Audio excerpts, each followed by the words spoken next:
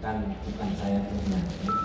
Jadi saya di sini pas kebetulan Allah tentukan saya diberikan amanah melalui ketua dan Pak Haji ini untuk berbagi apa yang Allah berikan kepada saya sedikit mungkin bisa berbagi kepada Bapak Ibu dalam rangka bagaimana kita bisa membentuk high quality review for students classroom mindset. Jadi ini yang paling penting.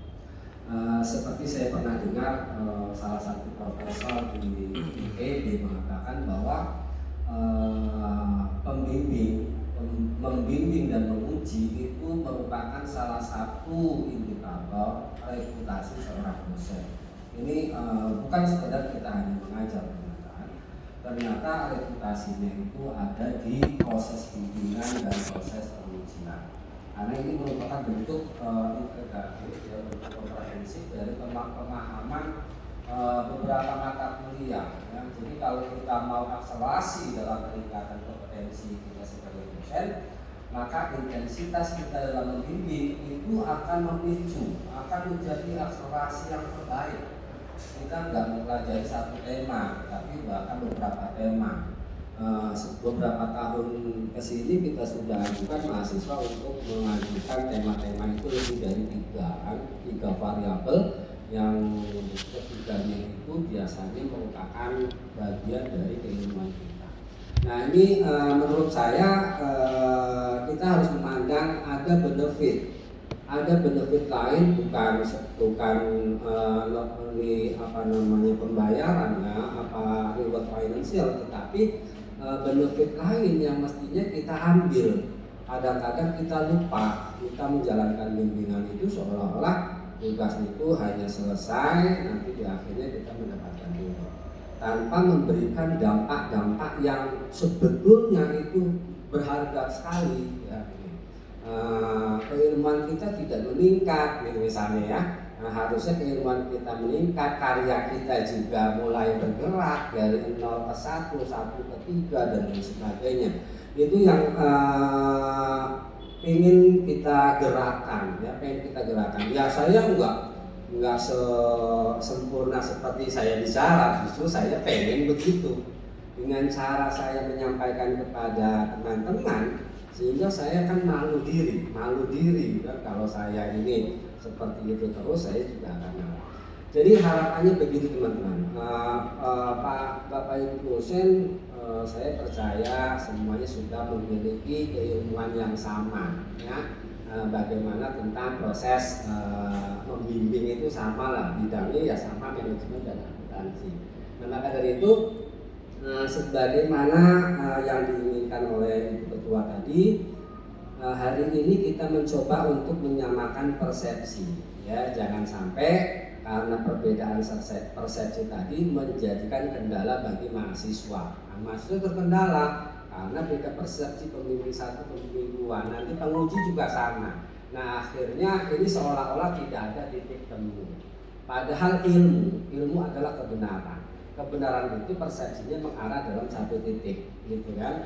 Walaupun caranya berbeda, ujungnya adalah satu titik benar, gitu kan? Nah, kalau sampai terjadi ambigu pada mahasiswa, nah ini banyak kita lihat ternyata permasalahannya muncul. Bapak Ibu sekalian, nanti hari ini insya Allah ini yang saya agendakan, kita akan agendakan bagaimana kita bisa memahami proses penelitian.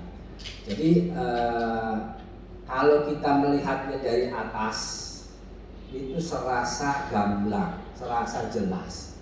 Beda kalau kita melihatnya dari bawah seperti ini, nah itu akan sulit.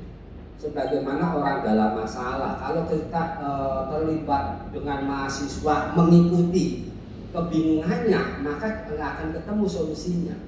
Jadi cobalah lihat mindsetnya itu kita dari atas, sehingga nampak kecil kita bisa atur.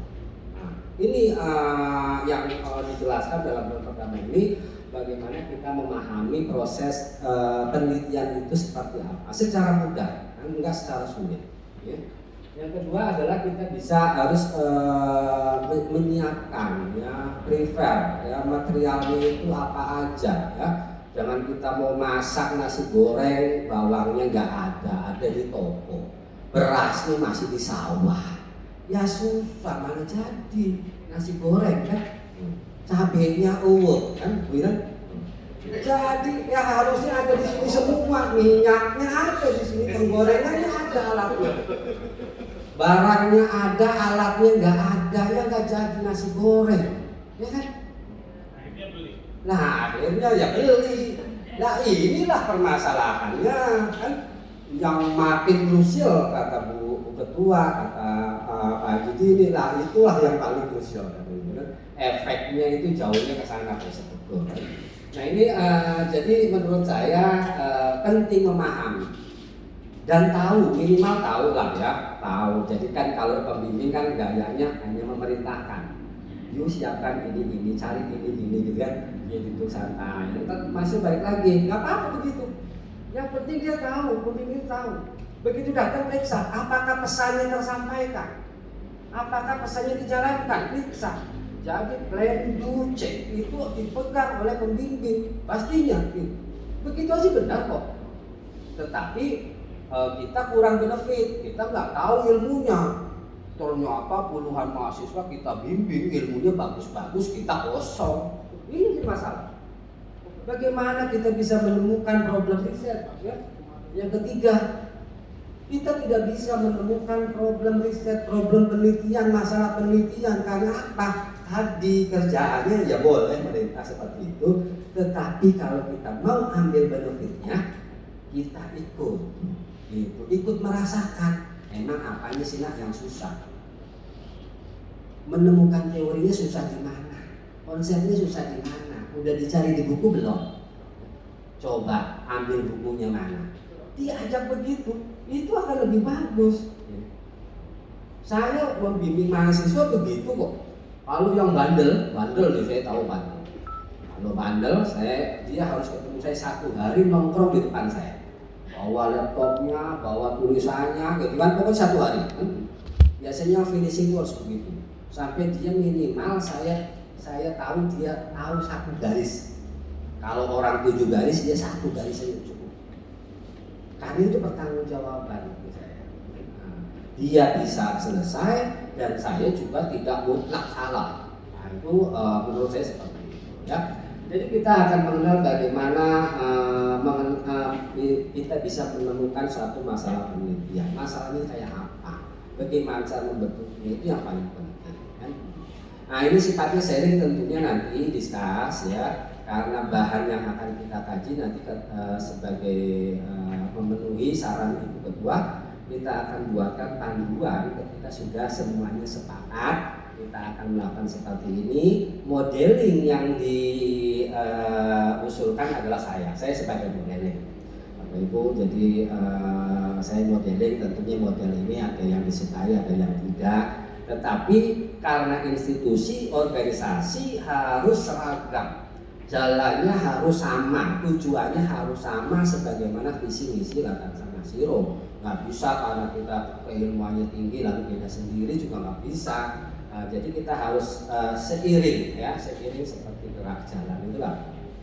Oke, yang keempat nanti kita juga akan diskusikan bagaimana kajian literatur dan membentuk sintesis, kerangka berpikir dan sampai ke pembuatan hipotesis. Artinya semuanya kan berkorelasi.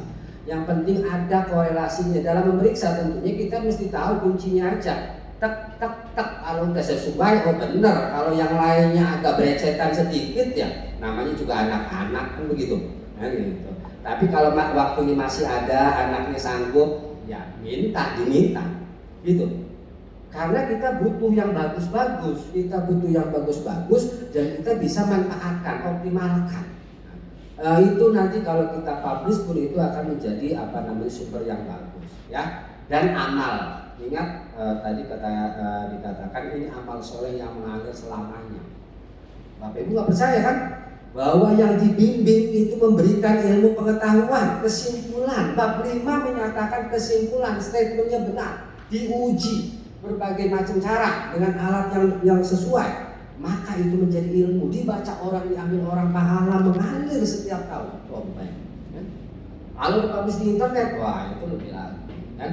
Jadi kita merubah mindset kita sekarang. nggak seperti zaman dulu. Maksudnya coba kita rubah bahwa ini tuh bukan sekedar begitu aja. Kita semua mau mahasiswa kita lulus cepat, gitu kan? Nggak ada kesulitan, tetapi jangan nggak punya ilmu, kan? Harus punya ilmu karena kekurang bayaran itu dibayar dengan sedekah amalnya tadi. Itu yang harus kita tagih, kan? Yang harus kita tagih, kan? Yang harus kita tagih. Insya Allah ini akan membahagiakan kita, kan? Gitu kan? Yang keempat adalah desain research, ya. Jadi penelitian itu memang harus desain. Desain itu Bapak Ibu pola, ya. Kalau mau bikin gamis jangan pakai pola misalnya baju, ya gamis kan harus modelnya beda sama baju modis, gitu kan? Modis yang ketat itu harus sesuai. Bahannya juga harus sesuai, mau di musim panas atau musim dingin, gitu. Siapa yang pakai, orangnya besar atau kecil, ukurannya semana dan lain sebagainya, itu harus konstelasi yang sesuai. Ya. Enggak ini bahannya misalnya mau bikin nasi goreng, bahannya ubi, gimana bahan nasi goreng adanya ubi? Kan nggak bisa. Nasi goreng kok nggak ada penggorengannya misalnya. Kan namanya digoreng, harus ada penggorengan. Nah, itu namanya mendesain. Nah, kemampuan pemahaman kita sebagai pembimbing harus tahu desain, minimal tahu lah. Belum melaksanakan minimal tahu, yang laksanakan bukan mahasiswa. Jadi kita mengadvise mereka, kalau kita punya cukup pengetahuannya ya insya Allah tinggal suruh-suruh doang. Jadi kata ibarat saya katakan suruh-suruh doang, plan cek tapi dilakukan, ya. Suruh rencana, kerjakan mahasiswa, cek periksa kembali. Nah, gitu kan? Rencanakan lagi, perintah lagi. Laksanakan mahasiswa, periksa lagi. Plan cek terus 5 kali udah selesai. Ya. Kalau bisa 5 kali, ya 5 kali aja lah. Ya, Bapak Ibu kan sudah ada rate-nya. Rate-nya segitu 5 kali, ngapain ditambah sampai 7 kali? Ya? Rugi tenaganya. Nah, coba Bapak Ibu sepertinya pemborosan. Gitu kan? Jadi 5 kali plan cek lagi, gitu kan? Nah itu Bapak Ibu sekalian, yang keenam adalah analisis dan interest prestasi, ya. Ini menganalisis. Saya bisa sedikit analisis itu karena saya dulu juga dasarnya dulu matematika. S1 saya pernah belajar pendidikan matematika, jadi analisis statistik saya nggak begitu ini kali ya. Ya walaupun ilmu tetap tambah pasti beda ya. Cuman beda saya kalau mempelajari sesuatu perlu waktu 1 minggu gitu ya, atau 1 bulan, orang bisa bertahun-tahun karena mungkin kan pernah belajar. Jadi bisa nanti, dan ini juga memang harus tahu. Nah ini juga harus tahu. Bapak Ibu sekalian, saya ingin sampaikan satu prinsip, satu filosofi ya, yang ini menjadi semangat kita. Orang Jepang bilang begini prinsipnya. Karena satu baut kereta hilang, satu bautnya hilang, maka keretanya miring. Karena kereta miring, maka kuda tidak bisa berlari kencang. Karena kuda tidak bisa berlari kencang, maka satu pesan tidak tersampaikan. Karena satu pesan tidak tersampaikan, maka kalah perang. Karena kalah perang, maka negara dijajah. Akibatnya semuanya menderita. Ini filosofi Jepang. Jadi Jepang tidak toleransi terhadap kesalahan meskipun sedikit. Prinsipnya begitu. Maka dari itu kita juga sama. Kita nggak bisa memandang suatu hal itu sepele dari jangan. Kalau bisa pandang itu penting. Meskipun kita belum bisa dilakukan, tetapi niatan kita adalah menyelesaikan, memberikan yang terbaik. Jadi kalau saja satu dosen begitu, bukan berarti satu dosen nggak masalah. Kita lihat satu baut, seluruh negara bisa menderita, kan? Apalagi dosen. Dosen ini bukan baut, ya. Dosen ini mancang, ya. Pancang, yangnya perguruan tinggi adalah dosen. Nah, maka dari itu kita perlu mendalami, ya. Namun sebelumnya saya minta maaf jika terjadi kekurangan.